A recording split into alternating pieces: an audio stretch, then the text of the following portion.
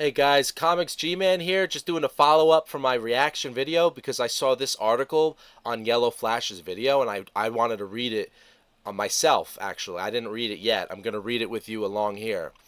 James Gunn lost 70% of DC fans. What's Next by Matt McGloin. July 2nd, 6:42 a.m. Now, isn't that funny? Looks like they're covering stuff like this up because when I typed in Supergirl news, I didn't see this anywhere. So, wow. All right, let's see what he has to say. Supergirl has massively flopped at the box office. At a 37 million domestic opening, the movie pulled in 70% fewer DC fans than Superman did last summer, when it opened with over 125 million. That drop was not a one-off.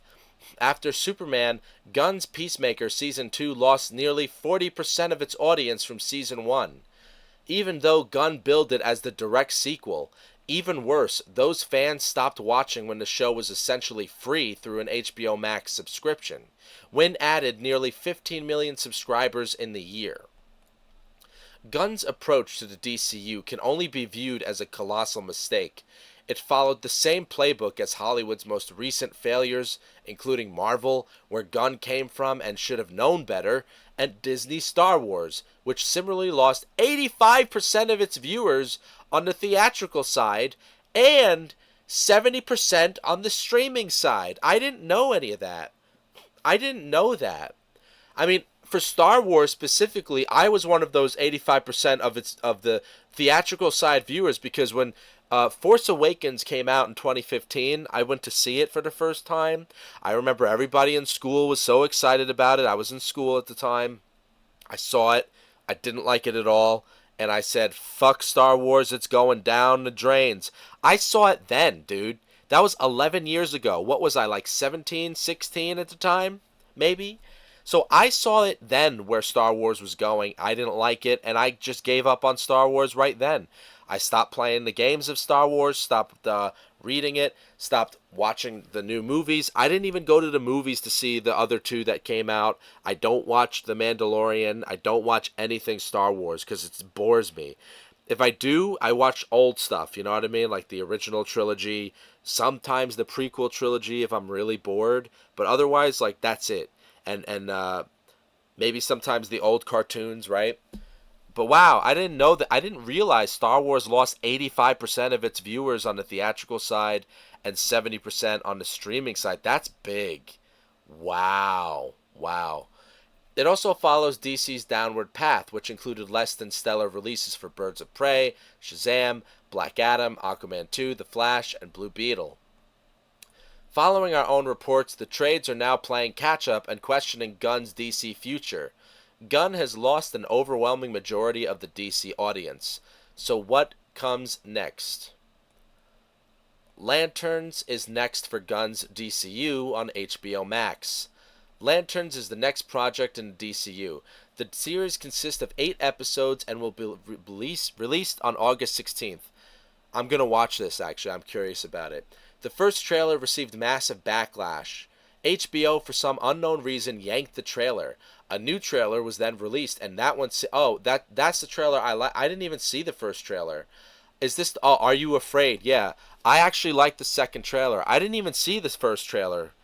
I didn't see the first one. I just saw the second trailer, and I'm like, oh, that looks really good. I can't wait to see it. So I'm looking forward... Well, I don't know. After Supergirl, now I'm just cautious. I'm cautious, you know? And my adventures with Superman so far is not that good, season 3, but that's a subject for another video. But yeah, like, dude, I did like that trailer for Lantern, so I'm looking forward to that. The series is a true detective take on Green Lantern. It grounds the Lanterns, who are primarily known for being epic space cops. I have heard the series is good and that it eventually plays into those bigger cosmic elements. You know, I'm looking forward to Lanterns, though. I hope it turns out good. I still hope that Lanterns turns out okay, you know, but at least I don't have to go to the movies to see it. I could just see it on here. Clayface has a smaller budget but no Batman. Clayface opens October 23rd. What it has going for it is the budget, which is nowhere near Supergirl's 200 million waste, but reportedly something around 40 million. Yeah, that's good. So if Clayface can get the last remnant of DC fans who are still out there, it should at least break even. I'm not going to the movies to see these anymore. I'll just wait to stream it. I'm done going to the movies. I'm done. Even Man of Tomorrow, dude, I'm just going to stream it. Because Superman I watched online, right, on a shitty camera for the first time. I didn't go to the movies for that. And the reason why I went to the movies to see Supergirl is because I loved Superman so much that I wish I saw it in the movies. But now I don't care because I don't care. I just don't care as much. What could hurt Clayface is there are no big stars. There is no Batman. The movie has also basically already been done before with The Substance. I've never watched that. It also lost its IMAX screenings. Test screenings reportedly went well. Who is the best live-action Batman, it asks. Oh, I don't know. That's a tough one. Actually, not really. Hey, just for shits and giggles, I'm going to say Adam West. Just to bust balls. Yeah, of course, Christian Bale would be my first choice, really, but I just want to say Adam West, just to be annoying. It should also be questioned how much Gunn even has to do with it, as Reeves is on as a producer. Was okay, we'll see how much Gunn ruins Clayface. Jimmy Olsen and Gorilla Grodd sound more like Gunn. Yeah, I can't believe they're doing that. Gunn continues pivoting to his super family with the Jimmy Olsen Gorilla Grodd series. Skylar Gisondo's Olsen was actually pretty funny in the Superman movie, and the Daily Planet cast is great. Debatable. Debatable. Very debatable. Is Rachel Brosnahan going to be in the series? Oh, wait, so this is going to be a real-life, like, Gorilla Grodd Jimmy Olsen show? What? Not a cartoon? Okay. Alright, that sounds kind of funny. Or is Gunn saving her for Man of Tomorrow? That's a good question. You piqued my curiosity. What is worrisome is that Gunn is reportedly looking for comedic actors to play Grodd. It is also thought... You want to bet it's going to be fucking Seth Rogen again? I mean, every fucking comedic thing now seems to be Seth Rogen. Like, they can't find anybody else. Sounds similar to She-Hulk, more of the same. Creature Commando Season 2 has the same audience problem. I never watched it. Man of Tomorrow is Gunn's last best hope. Yes, it is. Man of Tomorrow is Gunn's last best hope to get things right. He's been in the hot seat since the lukewarm turnout for Superman. Now that Supergirl mega bombed, it's open season on Gunn. His wife, Jennifer Holland, who also stars in the DCU, just said she thinks it will be Gunn's best movie ever. Of course she's going to say that. I've been told that it's looking like Man of Tomorrow will be Gunn's last hurrah, so he will be allowed to have big cameos and fan service. Adria Arjona is Wonder Woman, and rumors point... Is that confirmed now? She really is? I don't know. I don't even know who she is. I don't know who she is. Should Gal return as Wonder Woman? Yes! Yes, bring her back! That's not even debatable.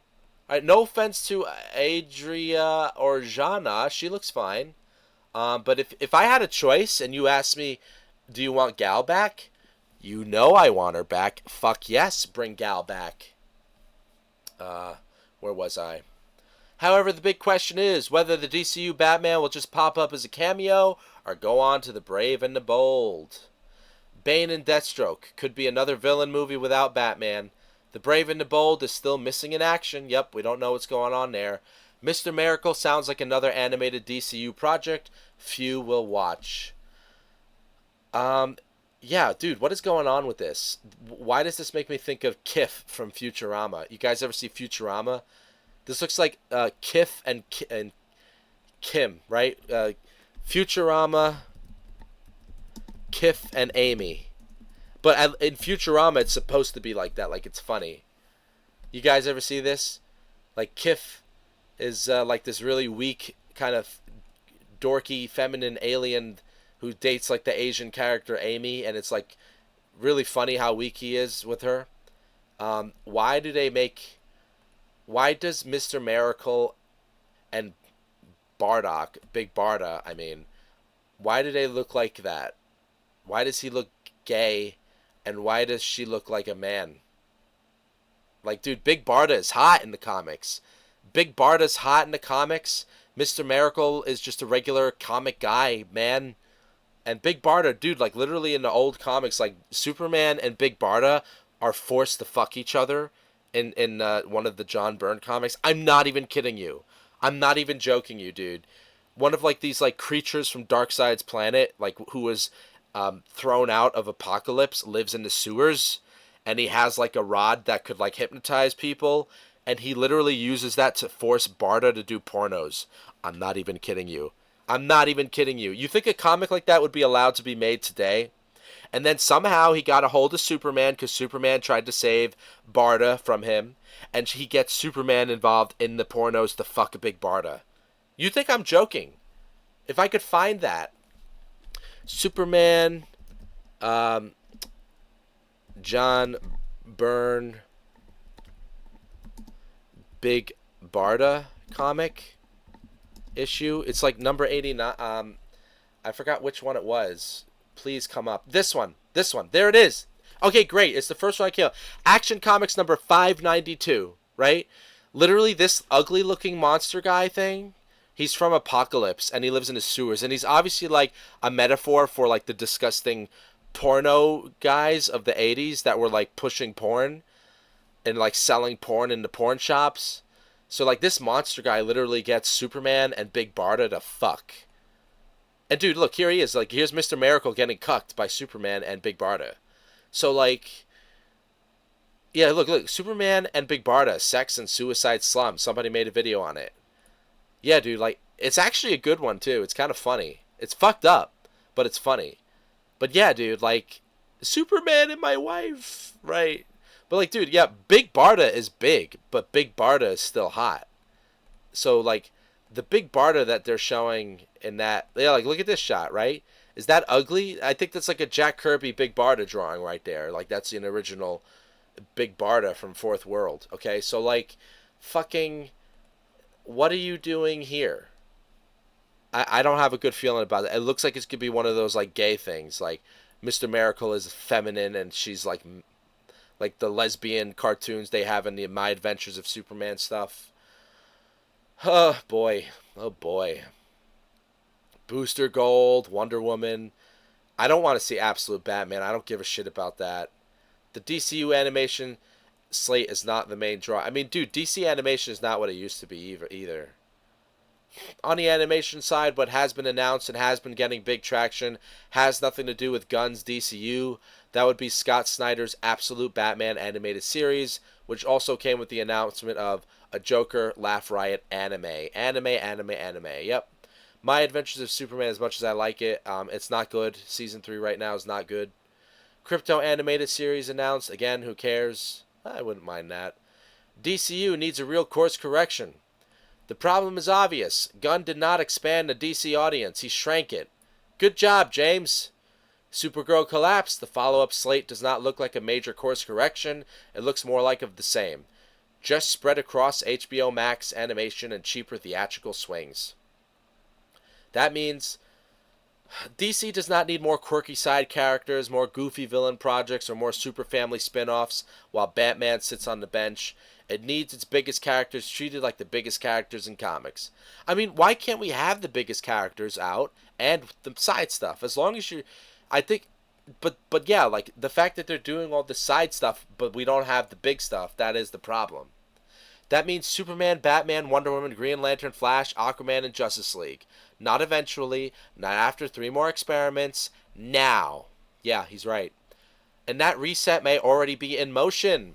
As we've exclusively reported, once Paramount closes its acquisition of WBD, Gunn is expected to be out, with Zack Snyder returning to finish his Justice League movies. Safran has already dodged the Justice League question. Really? Really? Is that true? Are they really going to... Zack Snyder gung-ho on Dark Knight Returns and Justice League finale. Holy shit. What?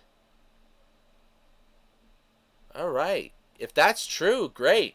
Hey, dude, the Snyder Bros are going to have a celebration. They've been begging for this.